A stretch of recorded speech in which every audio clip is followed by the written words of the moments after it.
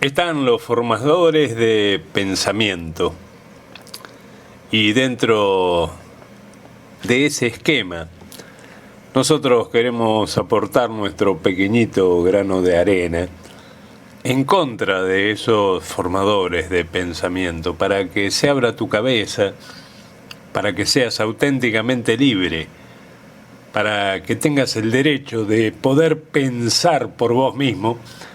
Pero bueno, la idea es también saber la verdad de la historia, y de eso se trata, porque a partir de que tengas conocimiento de las cosas, vas a poder discernir por vos mismo. Y en este año tan particular, donde se ha conmemorado y se ha festejado y se ha hablado tanto del bicentenario de nuestra independencia, nosotros te queremos contar la otra parte, que es la que se ha ocultado y se ha invisibilizado, que tiene que ver con el Congreso de Oriente, o el Congreso de los Pueblos Libres, que fue conducido por José Gervasio Artigas. El bicentenario de la Revolución de Mayo, como punto de inflexión y de reflexión de las diferentes etapas que se fueron produciendo en pos de lograr la definitiva emancipación de las Provincias Unidas del Río de la Plata. Hay una historia oficial, hay alguien que nos dice que el 25 de mayo de 1810 se llevó adelante en el Cabildo un proceso revolucionario. Y esa misma historia oficial no nos cuenta que un 25 de mayo, pero de 1809, en Chuquisaca, allí don Bernardo de Monteagudo levantó un proceso que termina ese 25 de mayo de 1810 en el Cabildo de Buenos Aires, de lo que hoy conocemos como Buenos Aires. En 1816 pasa una historia parecida. El 9 de julio, en el Congreso de Tucumán, se declara la independencia de estas provincias del Río de la Plata. Y se hace la reafirmación de las bases para la organización republicana y federal de nuestro territorio, afirmados en el denominado Congreso de Oriente o Congreso de los Pueblos Libres, que se reunió a partir del 29 de junio de 1815 en Concepción del Uruguay, Entre Ríos, que tuvo que ver con aquella idea de ser una sola nación. En este aspecto es importante destacar que el pequeño poblado que a principios del siglo XIX era la villa del Arroyo de la China, no solo se constituyó en protagonista con la adhesión al gobierno patrio el 8 de junio de 1810, sino que fue uno de los primeros pueblos del interior en sumarse a la gesta emancipadora, comenzando de esta manera a ser un lugar de referencia en las disputas de españoles que querían mantener el orden monárquico y de los criollos que luchaban por la emancipación contra españoles y portugueses. Recordá que en el Brasil estaba el Imperio Lusitano, los portugueses. Las diferentes etapas en pos de la organización política que se produjeron en el seno del poder porteño de Buenos Aires. Recordá que acá teníamos la aduana, que fue tal vez el hito de 200 años de nuestra historia, Por eso la centralidad de este Buenos Aires. Así también los sucesivos intentos por consolidar un sistema de gobierno, desde la primera junta, pasando a una junta grande y los sucesivos triunviratos, fueron alejando a los pueblos del interior de las discusiones y fundamentalmente de las decisiones importantes de la incipiente organización criolla, mientras que por otro lado dieron nacimiento a nuevos líderes que encabezaron, interpretaron y organizaron a cada uno de sus pueblos. En el litoral comenzaba a consolidarse la figura y el pensamiento de José Gervasio Artigas, quien desde la banda oriental, que hoy conocemos como República Oriental del Uruguay, se transformó en el continuador de las ideas revolucionarias de Mariano Moreno y sobre todas las cosas, en un verdadero caudillo de masas. Él encabezó la rebelión y liderando un frente social de peones, gauchos, aborígenes, negros e incluso hacendados del litoral de las Provincias Unidas de América del Sur, que luchaban contra el absolutismo portugués y la ambición británica y el centralismo porteño. El segundo triunvirato, en su objetivo organizativo fundacional, convoca a una Asamblea General Constituyente, la de 1813. Un acontecimiento que agudizó el enfrentamiento entre Buenos Aires y el interior, y donde los diputados orientales artiguistas que llevaban el mandato de la proclamación de la independencia, la sanción de una constitución y la organización republicana y federal del Estado fueron rechazados y sus principales objetivos fueron postergados.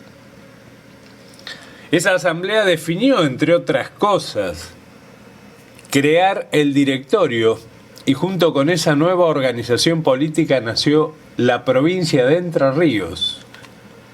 Y Concepción del Uruguay, en 1814, se convirtió en la capital de esa provincia.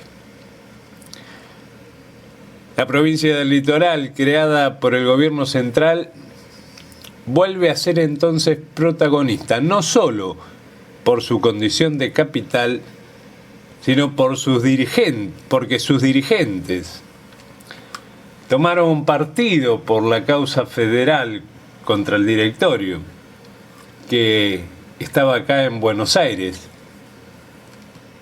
Y esa Liga Federal fue liderada por el protector de la Liga de los Pueblos Libres, José Gervasio Artigas.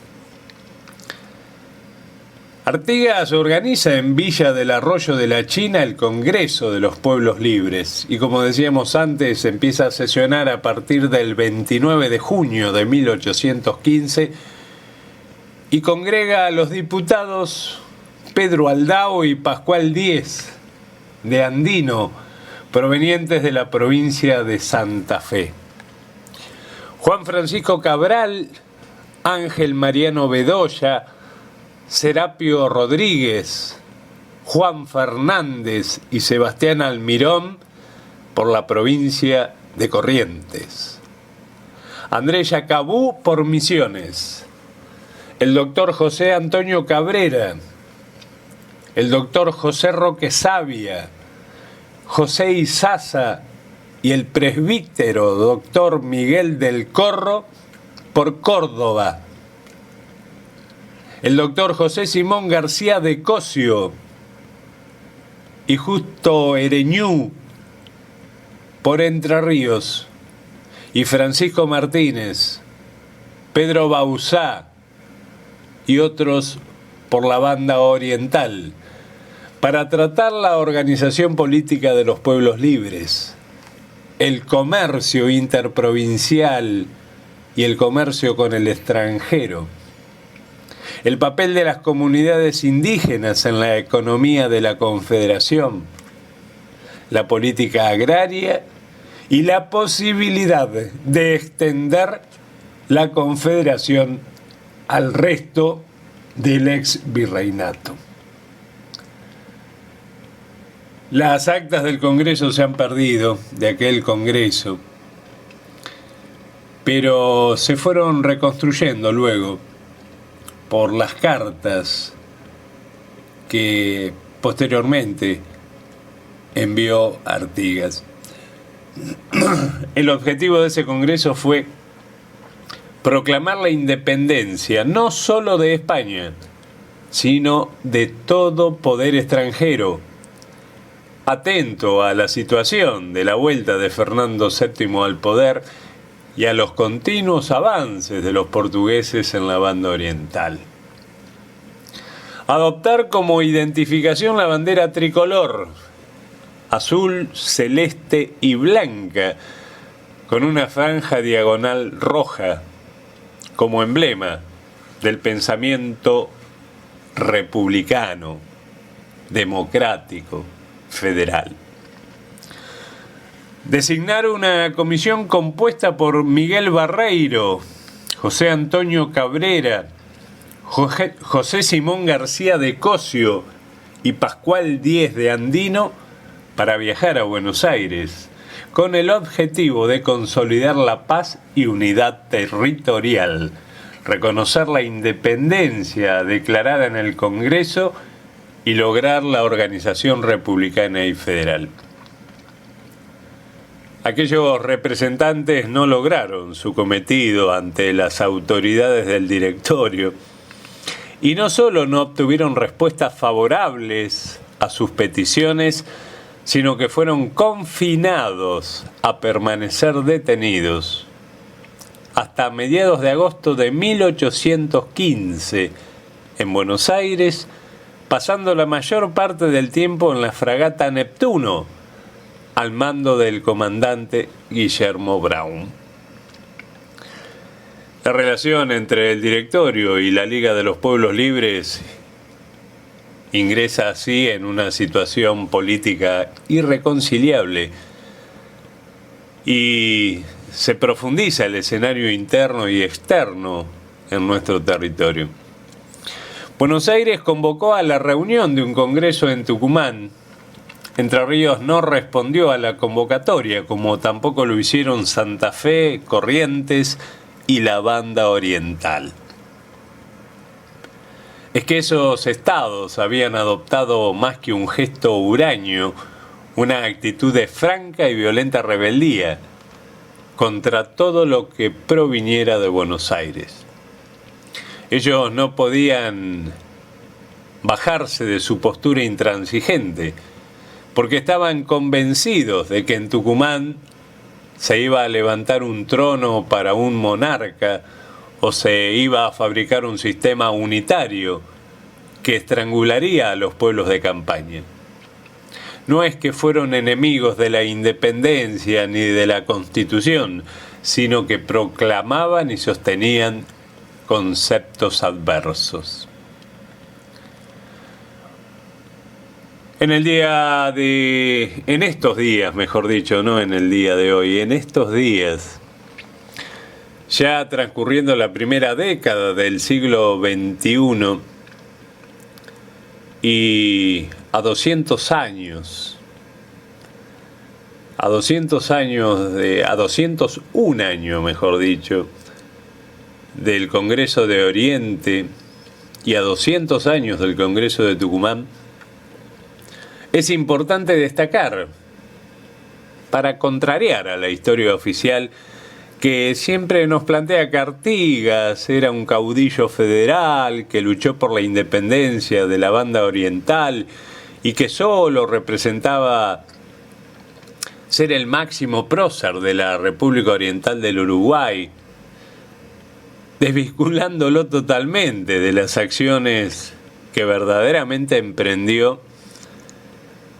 Nos queda como resumen reivindicar a José Gervasio Artigas, a sus acciones y resoluciones adoptadas en el Congreso de Oriente y reconocer y exaltar su figura y su pensamiento republicano, federal y profundamente democrático en pos de la unión y autodeterminación de los pueblos de América del Sur.